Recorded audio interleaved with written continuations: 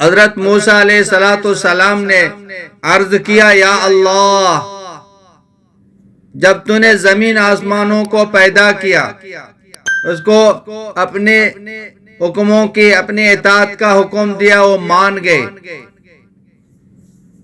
عرض کے یا اللہ، اگر وہ آپ کی بات نہ مانتے تو آپ کیا کرتے؟ اللہ جل جلالہ نے فرمایا پھر ایک ایسا جانور کو حکم دیتا جو ساتوں زمین آسمانوں کو ایک لقمہ کر دیتے،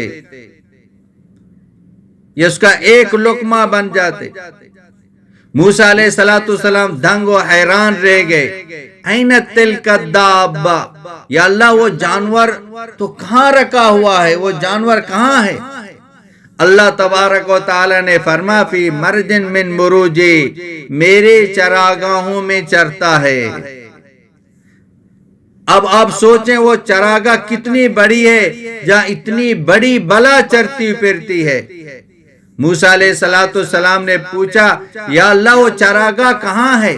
تو اللہ تبارک و تعالی نے فرمایا میرے علم کے غیبی خزانوں میں ہے، تمہیں تو میں نے تھوڑا سا علم دیا ہے، وہ میرے غیب کے خزانوں میں ہے جہاں میں نے اس مخلوق کو رکھا ہوا ہے۔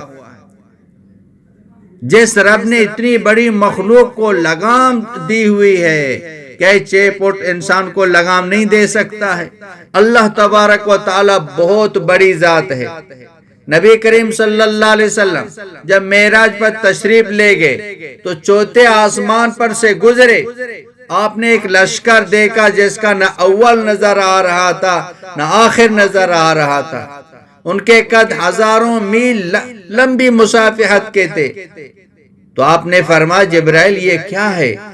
کہا یا رسول اللہ صلی اللہ علیہ وسلم، میں آدم علیہ السلام کے زمانے سے وہی لے کر آنا شروع ہوا ہوں اور آپ تک پہنچا ہوں اور آتا ہوں اور جاتا ہوں، میں اس لشکر کو اسی طرح گزرتے ہوئے دیکھ رہا ہوں، مجھے آج تک اس کے اول آخر کا پتہ ہی نہ چلا۔ پھر یہ آیات پڑھی، آپ کا رب ہی اپنے لشکروں کو جانتا ہے، ہم کہاں جان سکتے ہیں؟ اتنی بڑی مخلوق اللہ پاک نے ایک فرشتہ ایسا پیدا کیا ہے، 7 سمندروں کا پانی اس کے انگوٹھے کے ناخن پر رکھا تو ایک قطرہ بھی زمین پر نہ گرے۔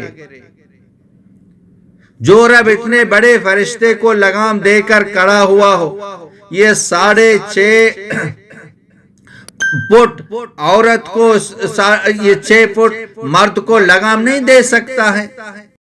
مولانا عبدالحکیم اسحاق کے بیانات کے لیے حکیم اسحاق آفیشل کو سبسکرائب کریں۔ مولانا عبدالحکیم اسحاق۔